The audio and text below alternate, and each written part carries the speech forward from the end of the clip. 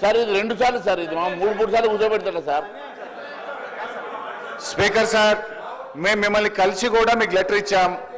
మేము పారదర్శకంగా గౌరవనీయులు కేటీఆర్ గారు ఈ రాష్ట్ర ఇమేజ్ పెంచడం కోసం ఈ కార్ రేసింగ్ కోసం నిర్ణయం తీసుకున్నారు. ఒకవేళ మీకు భయం లేకపోతే మీరు చేసేది నిజమైతే ఈ శాసనసభలో రేపు గాని ఎల్లుండి గాని చర్చ పెట్టాలి. చర్చ పెట్టి నిజం. మహేశ్వర్ రెడ్డి గారు. Thank you sir. అధ్యక్ష, ఈరోజు ఈ రాష్ట్రం గతంలో చేసినటువంటి అప్పుల విషయంలో కానీ ఇప్పుడు చేసినటువంటి అప్పుల విషయంలో కానీ ఆర్థిక మంత్రి ఉప ముఖ్యమంత్రి బట్టి విక్రమార్క గారు ఈరోజు వైట్ పేపర్ ప్రజెంట్ చేయడం, మరి ఈరోజు కాంగ్రెస్ సర్కార్ గత ఏడాది కాలంలో దాదాపు 1,27,000 కోట్ల రూపాయలు అప్పు చేసి మరి గత ప్రభుత్వం చేసినటువంటి అప్పుల మీద మాట్లాడే ప్రయత్నం చేస్తూ ఉన్నారు అధ్యక్ష. దొంగ అన్నట్టుగా ఇందాక మరి ఎవరు మాట్లాడుతూ అన్నారు అధ్యక్ష. మరి అది ఇక్కడ తీసుకోవచ్చా తీసుకురా తెలియదు, కానీ ఒకవైపు వేలు చూపిస్తున్నప్పుడు 3 వేలు మీ వైపు కూడా చూపిస్తున్న సంగతి ఒకసారి గుర్తు చేసుకోవాలి. మీరు కూడా వారి బాటలోనే గత ప్రభుత్వం చేసే బాటలోనే మీరు కూడా నడుస్తున్నట్టు చాలా స్పష్టంగా ఏర్పడుతున్నారు అధ్యక్ష. మీరు కూడా అన్ని డివిజన్స్ చేస్తూ ఈరోజు 1,27,000 కోట్ల అప్పు ఏ రకంగా చేశారో మీరు ప్రజానీకానికి చెప్పాల్సిన అవసరం ఉన్నది అధ్యక్ష. ఒకవైపు ఎఫ్ఆర్బిఎం చట్టం చాలా స్పష్టంగా చెప్తా ఉన్నది అధ్యక్ష. జిఎస్డిపిని కూడా 15 లక్షల కోట్లు అని చెప్తా ఉంటే దాన్ని 16,50,000 కోట్లుగా చూపిస్తున్నారు. 16,50,000 కోట్లకు గాను కేంద్ర ప్రభుత్వం అనుమతించినట్టు 3.5% మీరు లోన్ తీసుకోవచ్చు అంటే ఏ రకంగా చూసినా అది 57,000 కోట్లకు మించి రాదు అధ్యక్ష. మీరు 57,000 కోట్ల అప్పుని ఈరోజు 1,27,000 కోట్ల అప్పు తీసుకొచ్చామని చాలా స్పష్టంగా సభాముఖంగా చెప్తున్నారంటే మీరు ఎఫ్ఆర్బిఎం చట్టాన్ని ఉల్లంఘించిన మాట వాస్తవం కాదా అధ్యక్ష? అంతేకాకుండా దీంట్లో చాలా స్పష్టంగా చెప్తా ఉన్నారు అధ్యక్ష, ఎఫ్ఆర్బిఎం చట్టం పరిధిలోని లోను 52,000 కోట్ల అధ్యక్ష. దాన్ని నిన్న మొన్న తీసుకున్న 3-4 కోట్లు కలుపుకుంటే అది 55,000 కోట్లు దాటుతుంది అధ్యక్ష. ఎఫ్ఆర్బిఎం పరిధిలో లేనటువంటి అప్పులట అధ్యక్ష, అవి కార్పొరేషన్ ఎస్పీబీలు ఇతరత్ర ద్వారా తీసుకున్నటువంటి నాన్ గ్యారంటీస్ తీసుకున్నటువంటి అప్పులన్నీ కలిపితే 1,27,000 కోట్ల అప్పు తీసుకున్నట్టు చాలా స్పష్టంగా ఆర్థిక మంత్రి గారు ఒప్పుకుంటా ఉన్నారు అధ్యక్ష. మరి ఈ రకంగా ఎఫ్ఆర్బిఎం చట్టాన్ని ఉల్లంఘించి గత ప్రభుత్వం చేసిన విధంగా మేము కూడా చేస్తాం, మేము కూడా అప్పులు తీసుకొస్తాం, ఇష్టానుసారంగా ఈ రాష్ట్రంలో అప్పుల కుప్పగా మారుస్తామని చెప్పి ఈ రాష్ట్ర ప్రభుత్వం తీసుకున్నటువంటి నిర్ణయాలు ప్రజా వ్యతిరేక నిర్ణయాలు కావాలని అడుగుతా ఉన్నాం అధ్యక్ష. అంతేకాదు అధ్యక్ష, ఈరోజు గత ప్రభుత్వం బ్రహ్మాండంగా మ్యానిపులేట్ చేసింది, గత ఆర్థిక మంత్రి గారు మ్యానిపులేట్ చేశారు, మరి మేము కూడా ఎందుకు మ్యానిపులేట్ చేయొద్దు అన్నట్టుగా మాట్లాడుతూ ఉన్నారు అధ్యక్ష. నేను ఒకటే అడుగుతా ఉన్నాను, అసలు విషయంలో కాకుండా మీరు చేసినటువంటి అప్పులు ఏ రకంగా తీరుస్తారు, అప్పుల భారాన్ని ఏ రకంగా తగ్గిస్తారో చెప్పకుండా గత ప్రభుత్వం అప్పులు చేసింది అని చెప్పి గత ప్రభుత్వం మీద మీరు నెట్టే ప్రయత్నం చేస్తూ ఉన్నారు కదా. మరి మీరు ఎందుకోసమని అప్పులు చేస్తూ ఉన్నారు, భావి తరాలకు ఎందుకు అప్పుల భారాన్ని ఈ రకంగా పెంచుతూ ఉన్నారో మీరు చెప్పాల్సిన అవసరం ఉన్నదని తెలియజేస్తా ఉన్నాను అధ్యక్ష. తెలంగాణ రాష్ట్రం మొత్తం ఇప్పటి వరకు వాళ్ళు తీసుకున్నటువంటి అప్పులు దాదాపుగా 7 లక్షల కోట్ల అప్పు తీసుకున్నట్టుగా మీరు చెప్తా ఉన్నారు. సరే, వారు 4 లక్షలు అంటా ఉన్నారు, మీరు 7 లక్షలు అంటా ఉన్నారు. ఏ రకంగా మ్యానిపులేట్ చూపించినా లక్షల కోట్ల రూపాయలు ఈ రాష్ట్రంలో అప్పు జరిగింది కదా అధ్యక్ష. మరి ఒకవైపు అప్పుల ఇంత పెద్ద ఎత్తున అప్పులు పెరిగితే మీరు అప్పుల భారాన్ని తగ్గించాల్సింది పోయి మీరు కూడా లక్షల కోట్ల రూపాయలు అప్పు తీసుకొచ్చి అదే బాటలో నడిచే ప్రయత్నం చేయడం ఇది ఎంతవరకు సమంజసమని అడుగుతా ఉన్నాను అధ్యక్ష. ఒకసారి మీరు చూసినట్లయితే అధ్యక్ష, 2004 నుంచి 2014 వరకు కేంద్ర ప్రభుత్వం since Sri Narendra Modi's government came into power, the tax devolution has increased from 32% to 42%, resulting in a total sum of 1.60 lakh crores being allocated to Telangana, wherein 2004 to 14 అధ్యక్ష కాంగ్రెస్ హయాంలో కేవలం 45,000 కోట్లు మాత్రమే వచ్చింది అధ్యక్ష.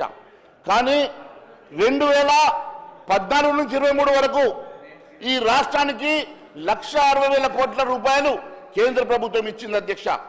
అంతేకాకుండా అడిషనల్గా సెంట్రల్ మినిస్ట్రీస్ ద్వారా 5,29,000 కోట్లు, జిఎస్టీ కంపెన్సేషన్ 15,329 కోట్లు, ఎంపీ లాజ్ ద్వారా 1,000 కోట్లు, బ్యాక్వర్డ్ ఏరియా డెవలప్మెంట్ కోసం 2,250 కోట్లు అధ్యక్ష. అంటే 6,81,000 కోట్ల రూపాయలు 9 సంవత్సరాల్లో కేంద్ర ప్రభుత్వం కూడా ఈ రాష్ట్రానికి ఇచ్చిన సంగతి మేము గుర్తు చేస్తా ఉన్నాం అధ్యక్ష. ఈ రకంగా లక్షల కోట్ల రూపాయలు వచ్చిన తర్వాత మన రెవెన్యూ లక్షల కోట్ల రూపాయల బడ్జెట్ ప్రవేశపెట్టిన తర్వాత ఈ లక్షలాది కోట్ల రూపాయలు మీరు ఖర్చు చేసి అప్పులు తీసుకొచ్చి దేనికోసం ఖర్చు చేశారో మరి ప్రజానికం చెప్పాల్సిన అవసరం ఉంది అధ్యక్ష. అంతేకాదు అధ్యక్ష, ఈరోజు మేము 1,27,000 కోట్ల అప్పు తెచ్చాం. దాంట్లో నుంచి 66,000 కోట్ల రూపాయలు రీపేమెంట్ చేశామంటున్నారు అధ్యక్ష. కానీ రీపేమెంట్ చేసిన దాంట్లో వడ్డీ ఎక్కువ ఉంది. అసలు కేవలం దాంట్లో 17,000 కోట్లు మాత్రమే అసలు ఉంటే మిగిలిందంతా వడ్డీ కిందకనే పోతుంది అధ్యక్ష. మన అప్పుల భారం దగ్గరం లేదు. మళ్ళీ కొత్తగా తెచ్చిన 1,27,000 కోట్లు అప్పుగా కొత్తగా మన దాంట్లో యాడ్ అవుతున్న సంగతి కూడా నేను గుర్తు చేస్తా ఉన్నాను అధ్యక్ష. ఏదో గారడీ చేసే ప్రయత్నం, హరీష్ రావు గారు చేసిన తప్పును కప్పిపుచ్చుకునే ప్రయత్నం వీరు చేస్తా ఉన్నారు.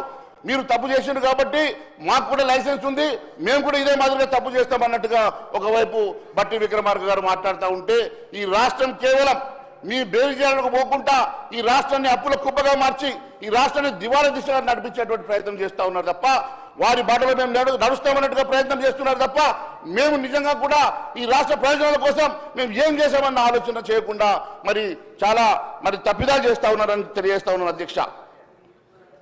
కాగ్ కూడా రిపోర్ట్ ఇచ్చింది అధ్యక్ష. మొన్న కాగ్ రిపోర్ట్ రాష్ట్ర ప్రభుత్వం అప్పులు ఎక్కువ చేస్తుందన్న సంగతి కాగ్ కూడా మనం ఇచ్చిన రిపోర్ట్లో చాలా స్పష్టంగా చెప్పింది అధ్యక్ష. Controller and auditor general CAG Telangana రాష్ట్ర ఆదాయ వ్యవహారాలపై అక్టోబర్ విడుదల చేసిన నివేదిక ప్రకారం ఈసారి బడ్జెట్లో అన్ని రకాల రాబడుల కింద 2,74,057 కోట్ల అంచనా వేయగా కేవలం 45.97% మాత్రమే నిధులు సమకూరినాయి అధ్యక్ష. ఇందులో రెవెన్యూ రాబడులు 2,21,242 కోట్లు అంచనా వేయగా కేవలం 90,844 కోట్లు మాత్రమే. మూలధనం రాబడులు 52,815 కోట్లు అంచనా వేయగా 35,145 కోట్లు మాత్రమే సమకూరినాయి. ఈ రకంగా రాబడులు తగ్గినాయి అధ్యక్ష. కేవలం అప్పుల మీదనే ఈ రాష్ట్ర ఆదాయం ఆధారపడినప్పుడు మీరు కేవలం ఇచ్చినటువంటి హామీలు నెరవేర్చలేక ఇదే నిబంతో ఎదుటి వాళ్ళ మీద దాడి చేసే ప్రయత్నం చేస్తున్నారు తప్ప మీరు రాష్ట్ర ప్రయోజనాల కోసం ఏ రకంగా ముందుకు వెళ్తా ఉన్నారో తెలియాల్సిన అవసరం ఉందని తెలియజేస్తా ఉన్నా అధ్యక్ష. అదే కాదు అధ్యక్ష, the Deputy Chief Minister of Telangana, Mr. Batti Vikramarka Malluji, has presented the budget for the state of financial year 24-25 on July 25th for rupees 2,91,159 crores. The gross state domestic product of Telangana 24-25 at current price is estimated as 16.5 lakhs. As it is only 15 lakh crores, but they have estimated as 16.5 lakh crores. An increase of about 12.5% over 23-24. Deficit debt and FRBM target for 24-25. The Telangana Fiscal Responsibility and the Budget Management Act 2005 provides annual target to progressively reduce the outstanding liabilities. Kane, revenue deficit and fiscal deficit of the state government. The fiscal deficit, it is the excess of total expenditure over the total receipts. This gap is filled by borrowing by the government through only loans, Adhyaksha. This increase of loan liabilities ki perige ఆస్కారం ఉన్నదని చాలా స్పష్టంగా తెలియజేస్తా ఉన్నాను అధ్యక్ష. నేను ఒకటే అడగదలుచుకున్నాను అధ్యక్ష. ఎఫ్ఆర్బిఎం ప్రకారం రాష్ట్ర ప్రభుత్వం చేసినటువంటి అప్పులు 52,000 కోట్ల రూపాయలు అయితే ఇప్పుడు ఈ నెలలో ఇంకా తీసుకున్నటువంటి 4,000 కోట్లు కలిపితే 55,000 కోట్లు రాగా ఎఫ్ఆర్బిఎం పరిధిలో రాకుండా దొడ్డదారులు తీసుకున్నటువంటి అప్పుల గురించి ఇంత స్పష్టంగా మీరు సభాముఖంగా మనకు తెలియజేసిన తర్వాత ఇది ఎఫ్ఆర్బిఎం చట్టంలో రాకుండా ఏ రకంగా ఉంటుందని అడుగుతా ఉన్నాను అధ్యక్ష. ఖచ్చితంగా ఒక సర్క్యులర్ వచ్చింది అధ్యక్ష సెంట్రల్ గవర్నమెంట్ నుంచి, ఫినాన్షియల్ డిపార్ట్మెంట్ నుంచి. ఎనీ లోన్, ఏ లోన్ అయినా సరే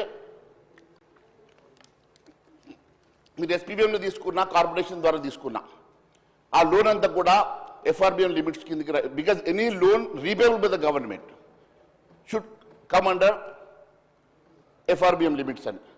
అవన్నీ కాకుండా వీరు కేవలం ప్రైవేట్ లోన్స్ అను, నాన్ గ్యారంటీ లోన్స్ అను, గ్యారంటీ లోన్స్ అను ఎఫ్ఆర్బిఎం పరిధిలో రాకుండా ప్రయత్నం చేసే లోన్స్ తీసుకొచ్చేసి రాష్ట్రాన్ని అధోగతి పాలు చేసే ప్రయత్నం చేస్తూ ఉన్నారు అధ్యక్ష. అది నిజంగా కూడా ప్రజాస్వామ్య విరుద్ధమని తెలియజేస్తా ఉన్నాను అధ్యక్ష. అన్నిటికన్నా ముఖ్యమైనటువంటి అంశము అధ్యక్ష, ఈరోజు దాదాపు 400 ఎకరాల భూమి అధ్యక్ష, 400 ఎకరాల భూమిని ఈరోజు ప్రైవేట్ సంస్థలకి ఈరోజు తాకట్టు పెట్టి దాని ద్వారా 20,000 కోట్ల రూపాయలు అప్పు తీసుకొచ్చే ప్రయత్నం ఈ ప్రభుత్వం అయితే చేస్తూ ఉన్నది అధ్యక్ష. ఇది ఫైనాన్స్ సంస్థలకు దాదాపు ఇది కోకాపేట రాయదుర్గం ఎకరానికి 75 కోట్లు విలువ చేసేటువంటి భూమిని వీళ్ళు టీజీఐఐసికి దారాదత్తం చేసి దాన్ని ఎన్కాష్ చేస్తారా, తాకట్టు పెడతారా, తద్వారా మాకు 20,000 కోట్ల రూపాయలు లోన్ రావాలని చెప్పి శ్రీధర్ బాబు గారు, బట్టి విక్రమార్క గారు కాళ్ళకు గారెలు కట్టుకుని తిరుగుతూ ఉన్నారు అధ్యక్ష. బొంబాయికి ఢిల్లీకి తిరుగుతూ ఉన్నారు. వాళ్ళు 20,000 కోట్ల రూపాయలు తీసుకురావడానికి బొంబాయికి ఢిల్లీకి తిరుగుతూ కేవలం 20,000 కోట్ల రూపాయలు ప్రైవేట్ బ్యాంకుల ద్వారా, మర్చెంటైల్ బ్యాంకుల ద్వారా తీసుకురావడానికి అధ్యక్ష. దానికోసం కమిషనర్ అధ్యక్ష. నేను కేవలం బిల్లులు ఇవ్వడానికి కమిషన్ అనుకున్న అధ్యక్ష. ప్రభుత్వ లోన్లు తీసుకురావడానికి కమిషన్ రావడం అనేది మేము మొట్టమొదటిసారిగా ఒక రాష్ట్ర ప్రభుత్వం కమిషన్ ఇచ్చి, రాష్ట్ర ప్రభుత్వం అప్పుల కోసం కమిషన్ ఇచ్చి, అప్పు తీసుకురావడానికి కోసం కమిషన్ ఇచ్చి రాష్ట్ర ప్రభుత్వం ఈ రకంగా అప్పు తీసుకురావడం అనేది ఇది ఎప్పుడు గతంలో చూడలేదు అధ్యక్ష. రాష్ట్ర ప్రభుత్వానికి అప్పులు రావాలంటే మర్కెంటైల్ బ్యాంకులకు, బ్రోకర్లకు పర్సెంటేజ్ ఇచ్చి, బ్రోకర్లకు 2-3% ఇచ్చి ఈరోజు లోన్లు తీసుకునేటువంటి దుస్థితి, దుర్గతి రాష్ట్రానికి పట్టిందంటే ఇంతకైనా నీచం ఇంకొకటి లేదు అని తెలియజేస్తా ఉన్నాను అధ్యక్ష. అప్పుల విషయంలో బీఆర్ఎస్ బాటలోనే కాంగ్రెస్ పార్టీ నడుస్తుందని మరొకసారి మేము తెలియజేస్తా ఉన్నాం అధ్యక్ష. అదే కాదు అధ్యక్ష, ఈరోజు అప్పులు తగ్గకుంటే అధ్యక్ష, మా సోదరులకి గౌరవ శాసనసభ్యులు బీజేపీ లీడర్ మహేశ్వర్ రెడ్డి గారు చెప్తా ఉన్నారు అధ్యక్ష. అసలు సత్యదూరమైన మాటలు మాట్లాడితే వారంటే మాట్లాడారు కావచ్చు టీఆర్ఎస్ వాళ్ళు, వాళ్ళతోని నడుస్తూ నడుస్తూ నడుస్తూ వీరికి కూడా అదే అలవాటు వచ్చింది అధ్యక్ష. ఇద్దరు కలిసి వారు మాట్లాడేది వీరు మాట్లాడేది, ఇద్దరు మాట్లాడేది ఒకటే రీతిలో ఉంది అధ్యక్ష. ఇద్దరు కలిసి చేసే ప్రయత్నం ఏంది అధ్యక్ష? నేను ఇప్పటి వరకు బాంబేకే పోలే, అసలు ముంబైకే పోలే. ముంబై ప్రదేశం చూడలే నేను. గవర్నమెంట్లో వచ్చిన తర్వాత ముంబైకి పోలే, ఢిల్లీకి పోయి ఉంటానేమో, ఎప్పుడు బ్యాంకుల చుట్టూ తిరగలే.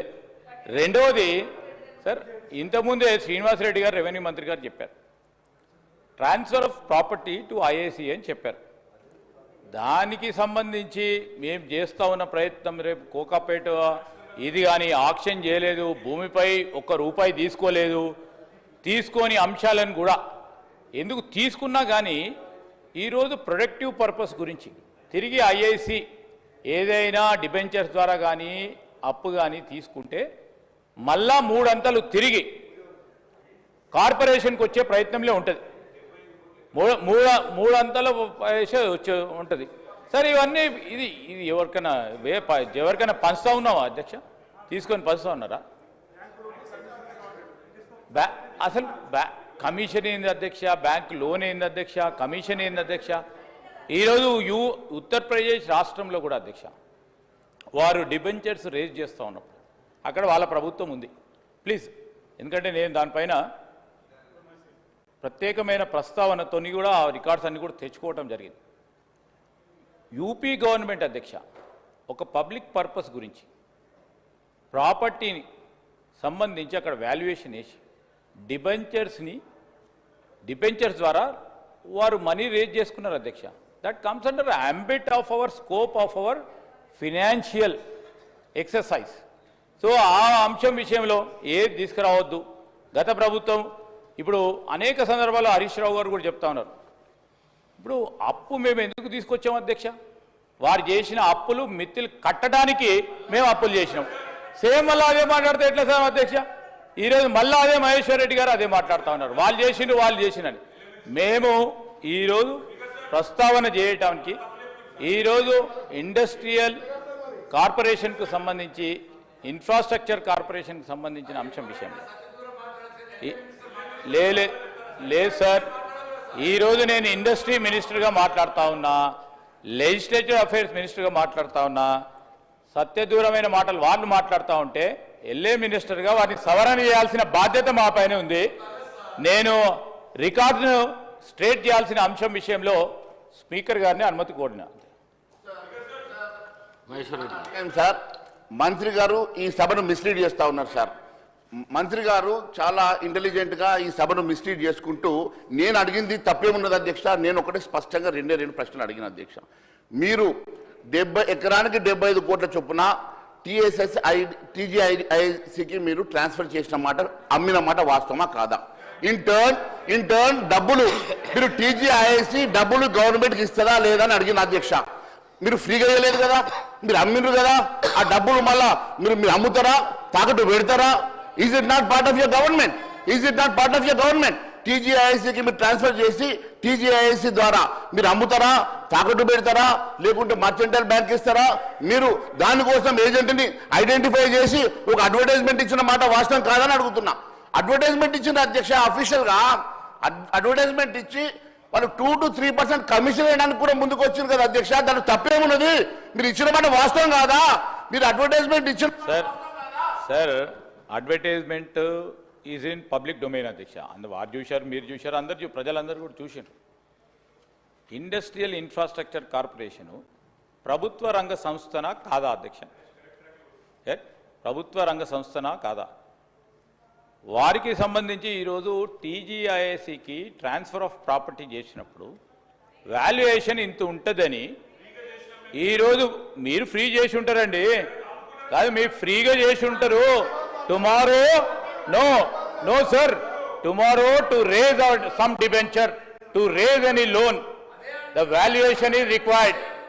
అరే ఇంకా చేయలేదు కదా, we just have put an advertisement.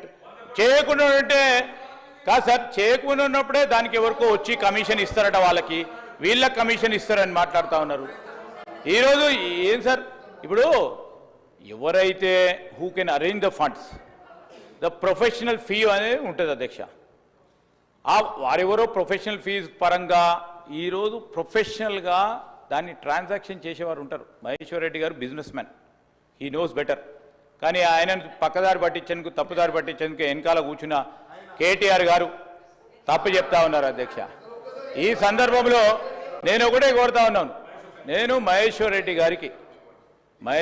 గారికి కోరుతా ఉన్నాను, పూర్తి స్థాయిలో సమాచారానికి సంబంధించి మీరు మాట్లాడిన వారు మాట్లాడిన ఒకటే కదండి, మీరు మాట్లాడిన వారు మాట్లాడిన ఒకటే. ఈరోజు చెప్తా ఉన్నాను సార్, వెనక నుంచి ప్రాంప్ట్ చేస్తూ ఉన్నారు అధ్యక్ష, వెనక నుంచి సీనియర్ శాసనసభ్యులు ప్రాంప్ట్ చేస్తూ ఉన్నారు. ఈరోజు నేను ఏం కోరుతా ఉన్నాను అధ్యక్ష, ఒక్క గవర్నమెంట్ డిపార్ట్మెంట్ నుంచి ఒక ప్రభుత్వ రంగ సంస్థకు ట్రాన్స్ఫర్ చేస్తే వారు ఏమన్నారు, అమ్ముకున్నారు అన్నారు. అమ్ముకుంటారా సార్? ఇది వాల్యుయేషన్ చేసి, ఈ విధమైన వాల్యుయేషన్ ఉంటే దాన్ని రాబోయే కాలంలో ఫండ్స్ రేస్ చేయడానికి, ఐఏసీకి సంబంధించి మొత్తం రాబోయే కాలంలో ఇండస్ట్రియల్ పార్క్ చేయడానికి, దానికి సంబంధించి లోన్స్ ఏర్పాటు చేసుకోవడానికి, మళ్ళా తిరిగి కట్టడానికి దాని వాల్యుయేషన్ అయితే అవసరం ఉంటుంది కదా సార్. ఇంత వాల్యుయేషన్ ఉన్నా డిబెంచర్స్ రేజ్ చేసేవారో లేకుంటే అప్పులు ఇచ్చేవారో దానికి సంబంధించి ఆ విధమైన ఒక ప్రస్తావన తీసుకురావడానికి చేశారు. రెవెన్యూ డిపార్ట్మెంట్ వాళ్ళు ఐఏసీకి అమ్ముకోలేదు.